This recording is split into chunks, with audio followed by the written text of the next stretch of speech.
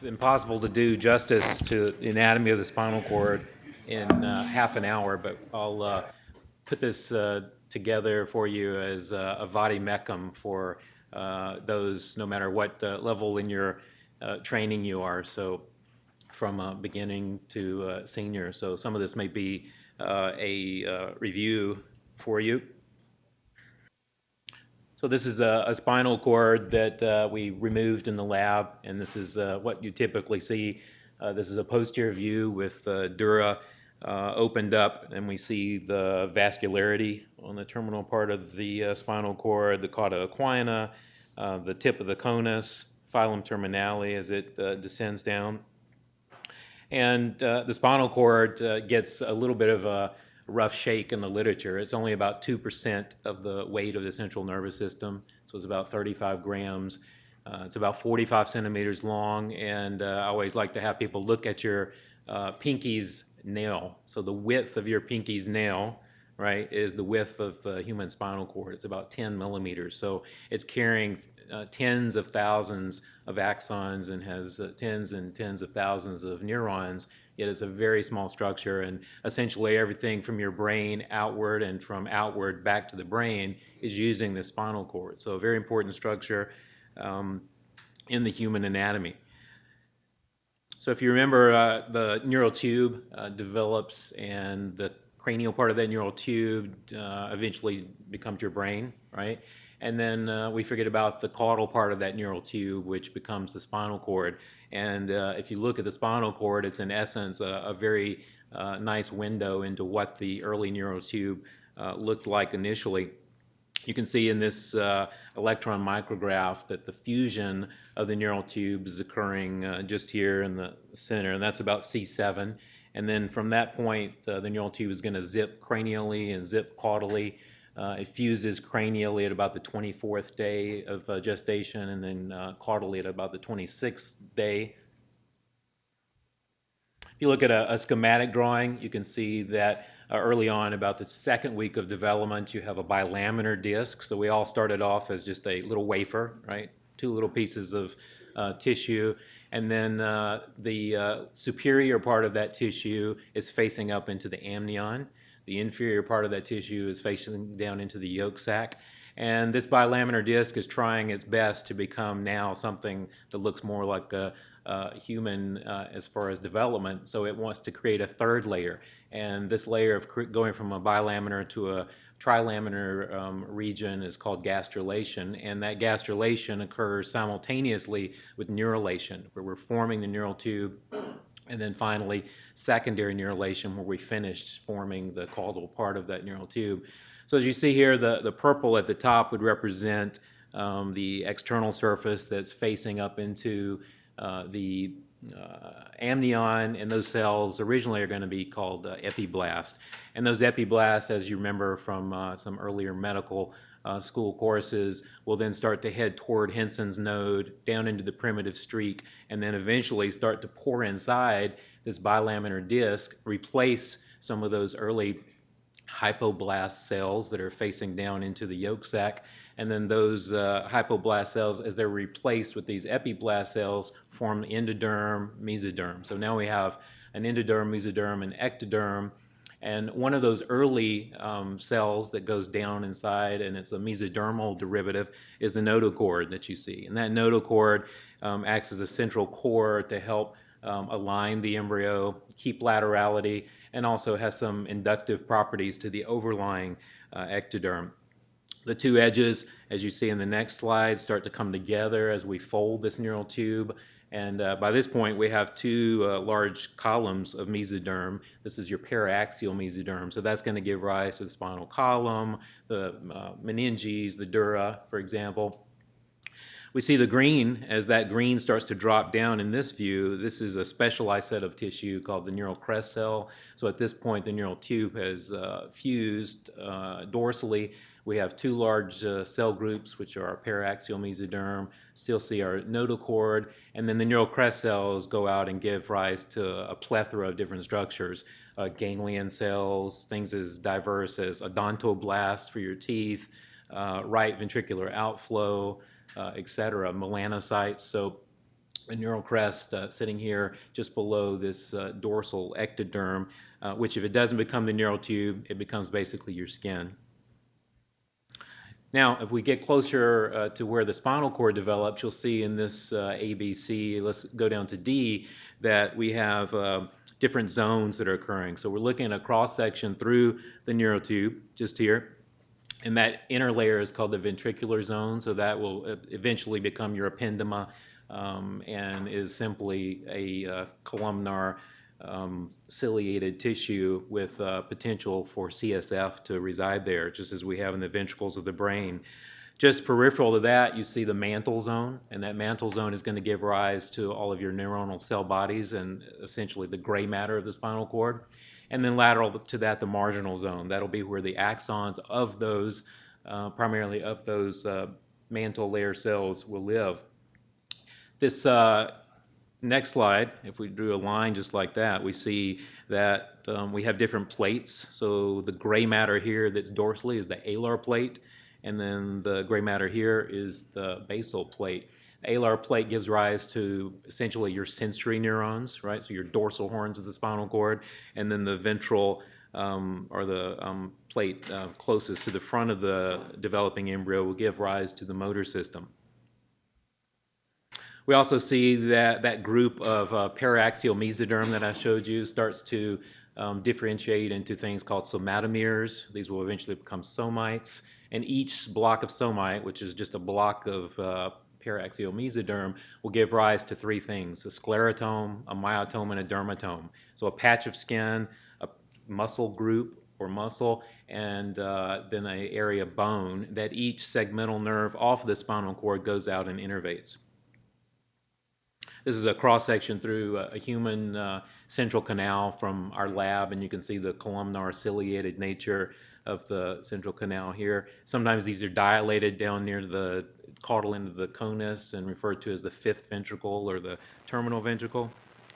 This shows you nicely on the right, or in the middle first, these are blocks of mesoderm that run from stem to stern in the developing embryo, and then we see these coming out to form our blocks of bone, right, our vertebra, and then we see our spinal nerves coming off the spinal cord and going in between those sections or blocks of mesoderm. As I said, each spinal nerve will go out and innervate a patch of skin, a patch of bone, and a group of muscles. The spinal cord at the end of the first trimester fills the entire spinal column, so it ends all the way down in your sacrococcygeal region, as you see on that first slide. So it's all the way down here. And there at the end of the second trimester, it's already ascended up to about S1. And then finally at birth, or just before birth, it's about L3. And in the adult, it's at the L1, L2 disc space in most folks. We see that the spinal cord has various areas, so it has a cervical, thoracic, lumbar sacral region, coccygeal area, and you'll notice that it's fatter in the cervical region, it's fat in the lumbosacral region, and thinner in the thoracic region. And the reason for that is that you have limbs that need more innervation, they have more muscles, more skin, so you need more axons and neurons in those areas. So your cervical enlargement, lumbosacral enlargement, are going out to the brachial plexus and lumbosacral plexus, respectively. The picture on the right shows you the difference in levels between entering spinal nerves. So here in the L5 region, and we see that its nerves have come from way up here. So there's a discrepancy based on that quote-unquote ascent of the spinal cord. You'll see that the conus medullaris, the very caudal end, has a fairly wide range, but in most people, as you see here, it's at about the L1, L2 disc space. It can be as high as T12, and some folks have suggested that's more common in taller people. Anything below L3 is usually considered pathologic and within the realm of tethered spinal cord. The coverings of the spinal cord we see are just like the coverings of the brain, the meninges. And remember, the dura mater arises embryologically from your paraxial mesoderm. The arachnoid and the pia mater arise from your neural crest cells that I showed you. And we have in this picture an outer layer of dura You then see a thin layer of arachnoid, and the upper picture you can see some of the little arachnoid trabeculae that run within that arachnoid, subarachnoid space and really form a catacombs where the spinal fluid and the blood vessels live. The pia mater we see as an intimate layer on top of the spinal cord, and it additionally has 3 specializations. So we see one specialization here, which is called the denticulate ligaments. These little tooth-like projections of pia mater extend from the cord laterally, attached to the inner dura. There are 21 pairs. They start right at the skull base and then end at about T12. And nicely, they separate the dorsal from the ventral rootlets when you find them. So if you're trying to segregate posterior rootlets of the cord that are behind the denticulate ligament, those are sensory in their function, versus these fibers that are anterior to the denticulate ligament are going to be motor and function. Then once out to the spinal nerve, there's a mixture, so everything's motor and sensory. This shows again some of the layers of the spinal cord. We see the arachnoid, the pia, the dura. Within the spinal canal, there's a layer of epidural fat that surrounds and helps to protect and cushion this dural envelope. We see epidural veins on either side. What innervates the dura? So the pia and arachnoid probably do not have a true innervation as we think of it. The dura mater in this region, just like the dura mater in the skull, is very well innervated. And you remember that the spinal nerve will divide into dorsal rami, ventral rami, right? Those dorsal rami innervate your facet joints, whereas the dura, the posterior annulus of the intervertebral disc, the ligamentum flavum, the posterior longitudinal ligament, are innervated by this little branch called the recurrent meningeal nerve. And that can be a target for ablation procedures when the pain is in this area of the dura.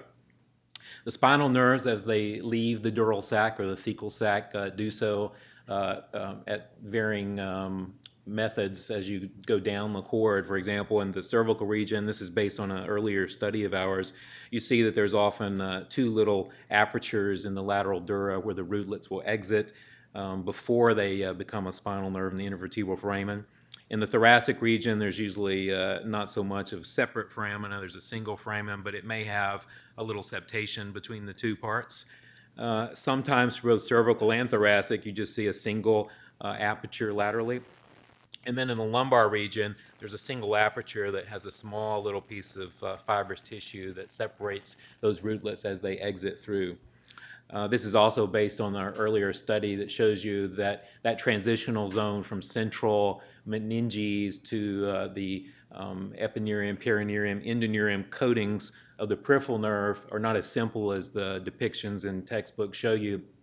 And this indicates some of the complexity of the arachnoid, the different parts of the arachnoid, when they end. And as you go from cervical down toward the feet regions of the spinal cord, this area of fusion between the meningeal portions of the spinal canal and the epineurium, perineurium, endoneurium starts to happen more and more laterally.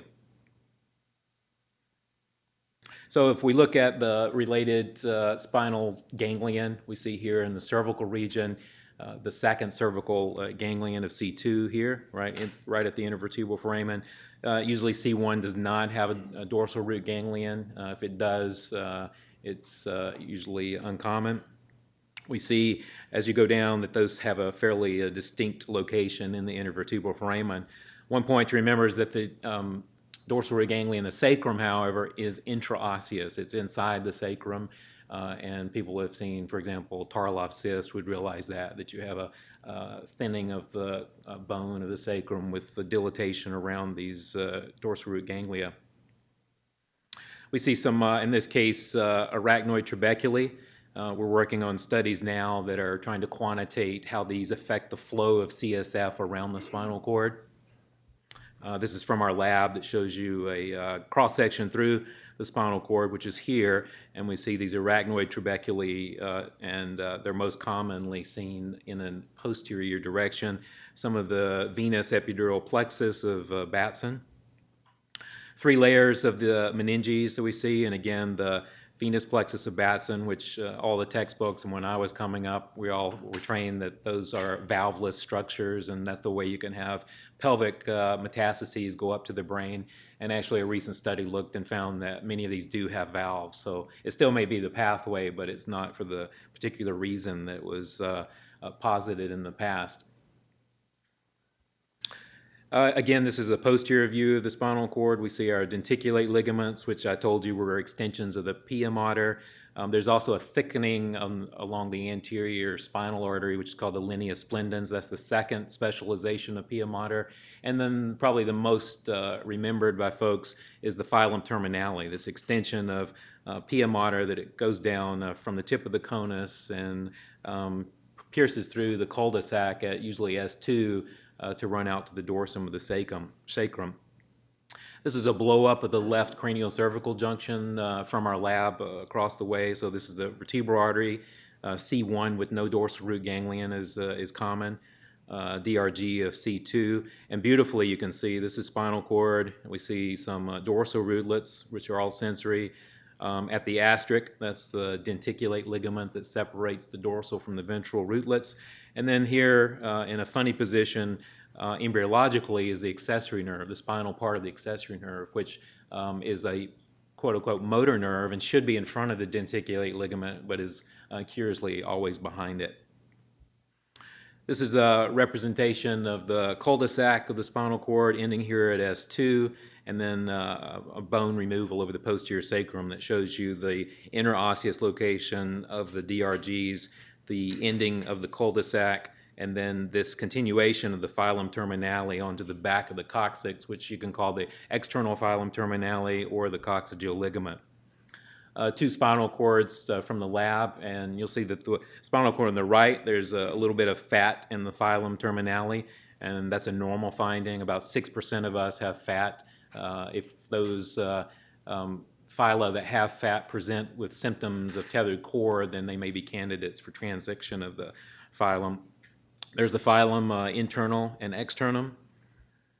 That's on the right, a fatty infiltrated phylum, and that was from a patient that had occult spinal dysraphism. There was a hairy patch on the back, tethered cord symptoms, so that phylum was cut. And you can see if there's a significant tethered cord that's occurred in utero, this spinal cord is ending all the way down in the cul-de-sac, so it never ascended, potentially due to that fibrous fatty terminale, phylum terminale. Just a quick picture on the right that shows you that the phylum terminale is not just a little string of pia, it's actually a complicated structure. There are glial cells there, some neural cells, potentially muscle cells, smooth muscle, which is always curious to me when you see those under the microscope. So it's a constellation of different tissue types. We mentioned the sinovertebral nerve, or the recurrent nerve that innervates the posterior annulus, the dura in that area. And if you look at that with special staining techniques, it's not just a tiny little filament. It's actually a very important nervous plexus that's all over the posterior longitudinal ligament.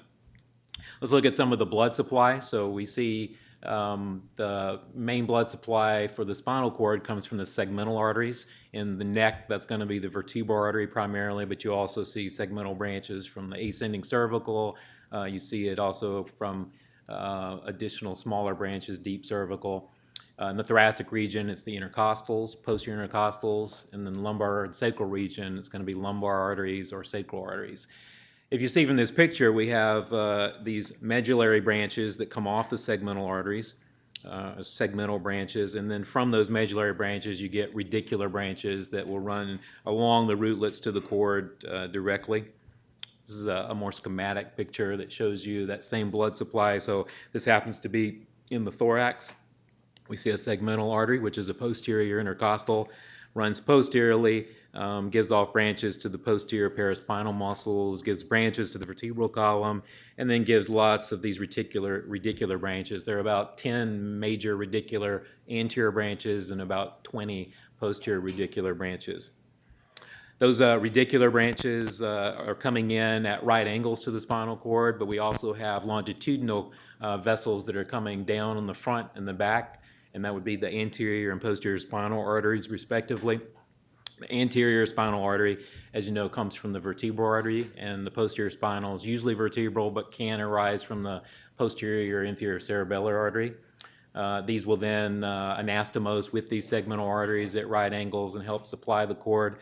One important segmental artery, and in particular a radicular artery, and shown here on the right, it's usually on the left, is the artery of Adamkiewicz, Polish anatomist, and this is an important artery as it's usually one of the larger radicular arteries and supplies an area that is somewhat of a watershed, that junction between the thoracic and lumbar parts of the spinal cord.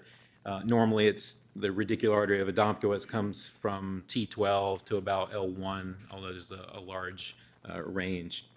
You have veins that run with these same segmental vessels, so these are some, they're not called anterior and posterior spinal veins, but anterior median, posterior median, they can be duplicated, etc. And you also have this radial and collateral system, just like you see with the arterial system. All of those little segmental vessels of the spinal cord will drain into Bassons plexus, this vertebral venous plexus that we see that basically encircles the entire vertebral column, both externally and internally, in that epidural location that I mentioned to you before. This is a Vena Graham from way back when that shows injections from the internal iliac venous system and illustrates Bassons plexus very nicely. There's about 80 milliliters of CSF in the spinal subarachnoid space, and that's roughly half of your entire subarachnoid space CSF, including spine and brain. We've also, in an earlier study, we mostly think of CSF as being absorbed along the superior sagittal sinus by the arachnoid granulations there. And in an earlier study, we showed that you also have those same arachnoid granulations, villi, along the spinal nerve sheath. So this, over on this small inlet insert, shows you some of that same features. And this is from our earlier study showing at the black arrow, this is an arachnoid villus, right, protruding up into this endodermally lined radicular vein.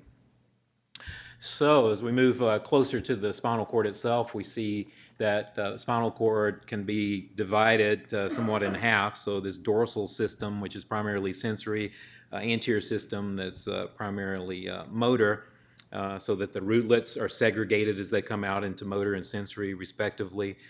We have a spinal nerve, and then each of those spinal nerves will go out to various things, so muscle, skin, joints, etc. Along the way, those spinal nerves also pick up an autonomic connection, and you see this paravertebral chain, as it's sometimes referred to by lay folks, or the sympathetic trunks, and these run from the base of the skull all the way down to the end of the sacrum, and at various levels are allowing sympathetics from the spinal cord, specifically between T1 and L1, to leave the spinal cord, get onto the sympathetic trunk, and then go to an organ that's located in a cavity, or get back on that same spinal nerve and go out to the periphery where it would innervate, for example, the blood vessels and the glands in the skin. This is just a quick picture that shows you some of those plexuses that we see coming off. So some things come off the sympathetic trunk, and remember, all the fibers in that trunk have come between T1 and L1 of that spinal cord. They get on this sympathetic trunk and then ascend, descend, or come off at the same level, and then these will go out to form sympathetic fibers that go to any of the organs you can think of. One way that they do that, and this is oversimplified, but these are axial sections through the spinal cord and the sympathetic trunk being here, and we see that, for example, the presynaptic fibers of the sympathetic fibers, this would, let's say, be at, for example, L1, are going to come from this intermedial lateral column. They then go out through the motor side, through the rootlets. They come through a white ramus communicans, and then they can synapse in a sympathetic trunk, go out to the heart, for example. They can ascend, go out to another organ, or they can simply synapse here and come back onto that same spinal nerve through this white gray ramus communicans and be disseminated out to sweat glands, blood vessels in the body. So we have sympathetics that arise from the spinal cord between about T1 and L1, and we also have a specialized area for parasympathetic fibers that come off the spinal cord from S2, 3, and 4. and those will go out and innervate the structures that it derive from the hindgut, so the descending colon, sigmoid colon, rectum, other structures, for example, the urinary bladder and the pelvis. So if we look at a cross-section through the spinal cord, we see some of the basic configuration. These are the dorsal horns. Here we see a little bit of there's beginnings of the intermediolateral column, anterior horns. There's a gray commissure across the midline. We see a posterior median sulcus. We see a posterior intermediate sulcus, and the intermediate sulcus is dividing one large white column into two columns of tracts. This is called the dorsal columns collectively, those two.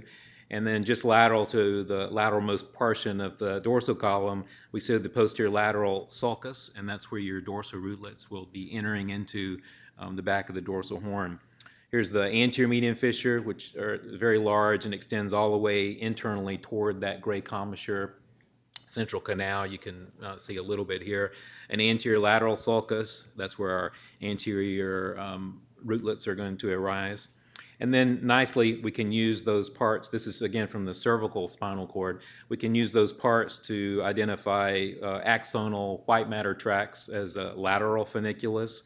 We could call this a dorsal funiculus, and then an anterior funiculus.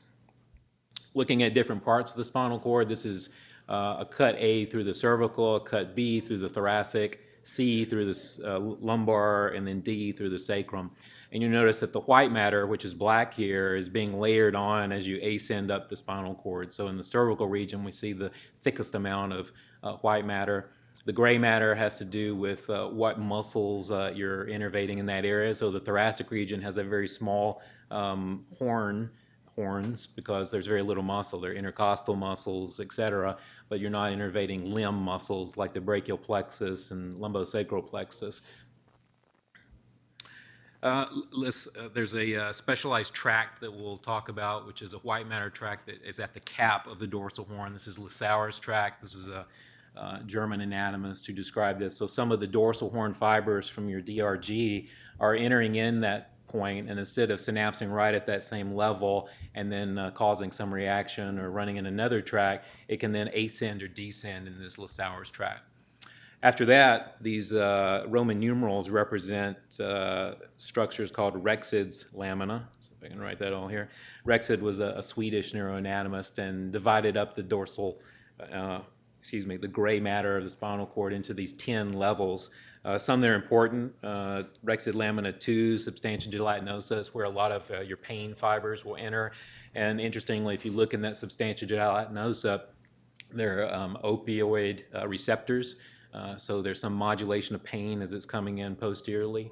There are other laminae, for example, there's large laminae 9 and 8 here, and those are where some of your large anterior motor neurons live that go out, for example, to big muscle groups. And you'll see these as alpha and gamma fibers. The alpha fibers are going to go out and innervate extrafusal muscle spindles, and then the gamma fibers go out and innervate intrafusal muscle fibers. This is a more detailed view. So we see in our dorsal root ganglia some of the fibers, and some of the lateral fibers. These are smaller fibers. These are C fibers, maybe a few gamma fibers that come in through Lissauer's tract. They then synapse very quickly into neuronal cell bodies that are 1 or 2, and then they can modulate if there's a pain that needs to be overridden. Some fibers, for example, temperature, for example, will come in, may skip some of these posterior Rexid lamina, go directly to large cells that live in the higher up numbered Rexid lamina, and then cross over and become, for example, a tract that I'll show you called the spinal thalamic tract. So another view, we'll skip that. Now, there are certain cell groups other than anterior horn cells, dorsal horn cells, intermediolateral cells, and they're specialized. So we'll start with the cervical region. So you have the accessory nerve, which I've shown there with arrows on the left. That was dissected across the hall, leaving through the jugular foramen and coming off from cranial roots and also from spinal roots. And the spinal roots come from the cervical spinal cord all the way down to C5. They run posterior to the denticulate ligament, as I mentioned to you, and therefore you have your own collection of accessory fibers. And interestingly, some of the tracks coming down from the brain and the brain stem, especially, for example, a bad taste in your mouth. Who would have thought bad taste fibers may go down to some of the cells in this area and land on cells adjacent to the accessory nerve, and these are phrenic nucleus cells, and then your diaphragm contracts and it helps with emesis. So it's a very complex grouping of cells. You have not only these phrenic nerve nuclei between C3, 4, and 5, but also accessory nuclei in the upper 5. There's also very important clinically, so all clinicians, you'll see this on a board exam at some point, but some of the trigeminal spinal nucleus extends down into the cervical spinal cord, down to about C3, and this portion that extends most caudally is the pars caudalis.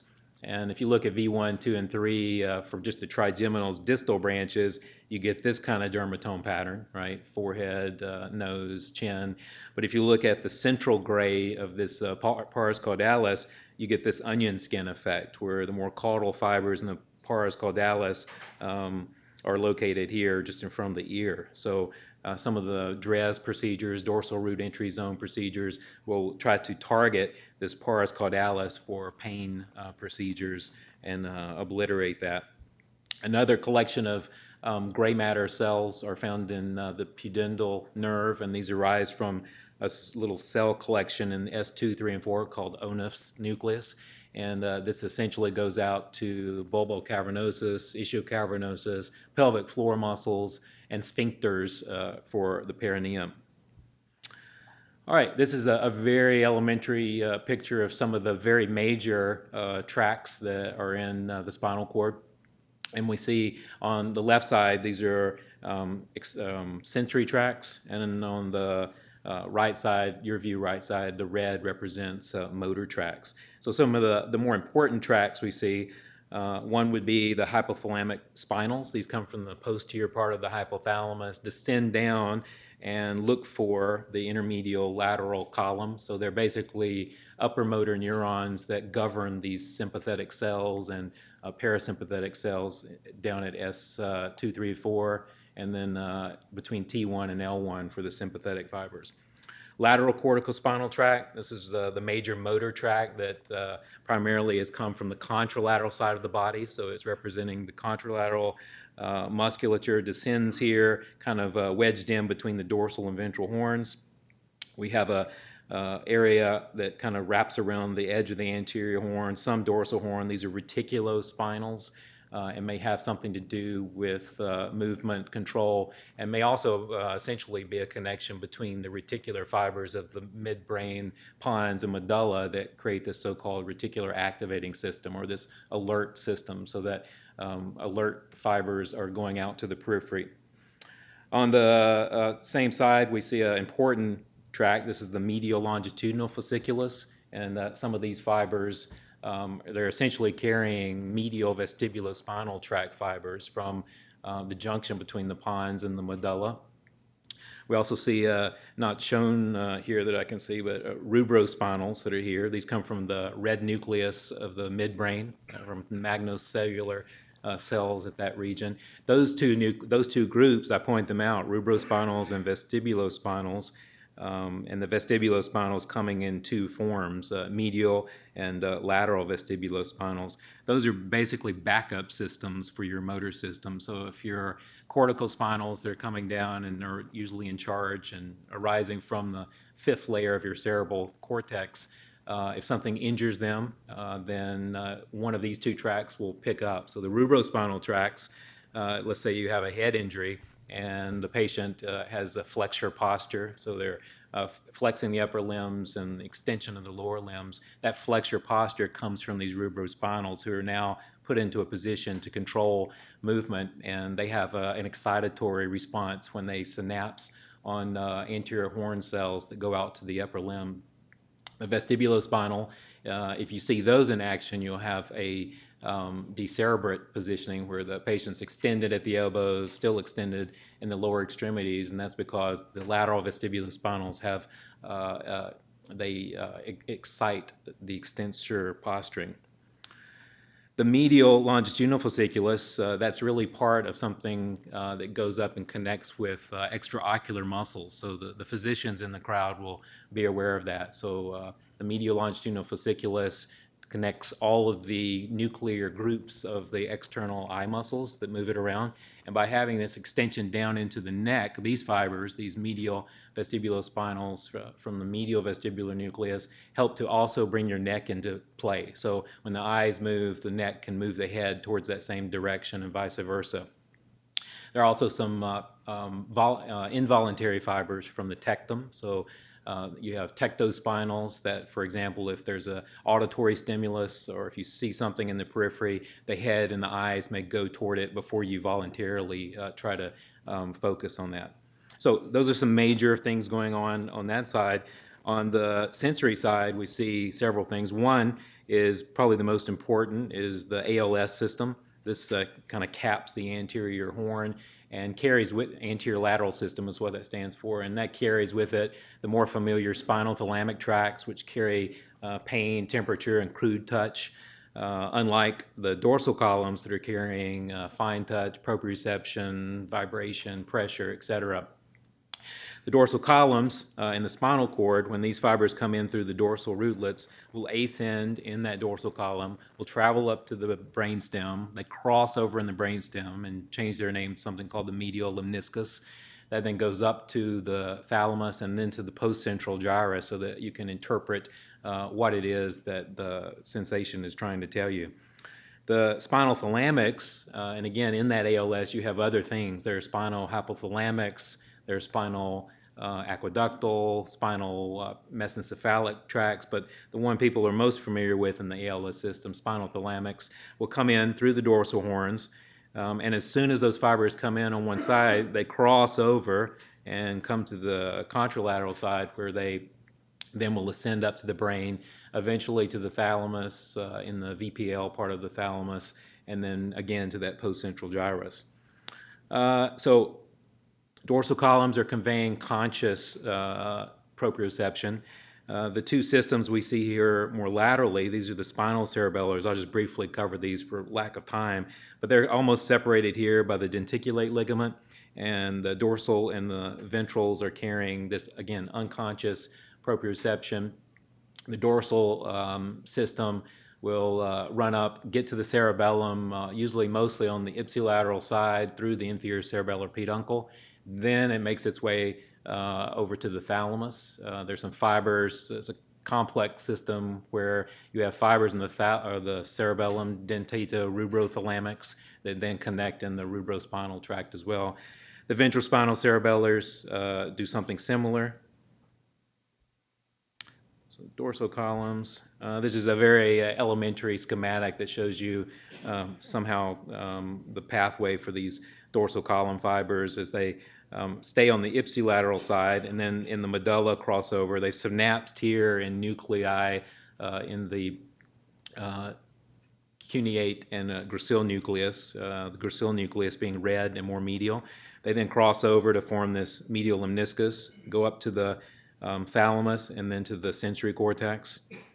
And you can see there's somatotopic representation as they ascend, and right before the cortex they travel in this posterior limb of the internal capsule. Anterior lateral system is there, as I showed you, and that's a breakdown of how that looks. These fibers quickly cross over to the other side, ascend, go up to the VPL, and then to that same somatosensory region in the postcentral gyrus. Corticospinals come in different flavors. This shows you the more important lateral corticospinal, which is primarily contralateral fibers. The anterior corticospinals are ipsilateral fibers. It's an older picture from, I believe, Gray's Anatomy that shows that crossing of the lateral corticospinals at the decussation of pyramids in the medulla. And you remember that fibers that are more proximal in that decussation go to the upper limb. So you can have compression here in the midline, for example, an odontoid that's displaced into this area where you have paralysis of both upper limbs, so a Bell's cruciate paralysis. This shows the cortical spinals as they've come down from that prefrontal cortex, the fifth layer of the cerebral cortex in area Brodmann 4. Descend, most of them, again, crossover, and descend is the lateral cortical spinals. About 2% of those lateral cortical spinals do not cross over, and then the anterior cortical spinals run here and make up the rest of that. We'll skip through these. All right. So hopefully just by that few-minute presentation, which again doesn't do justice to the anatomy of the spinal cord, you get a sense that this little 10-millimeter cross-section area of the human central nervous system is important, is packed full of important wires and cables that give us quality of life, and having a good appreciation of that anatomy can help you better treat your patients and see them with different physical exams and imaging modalities.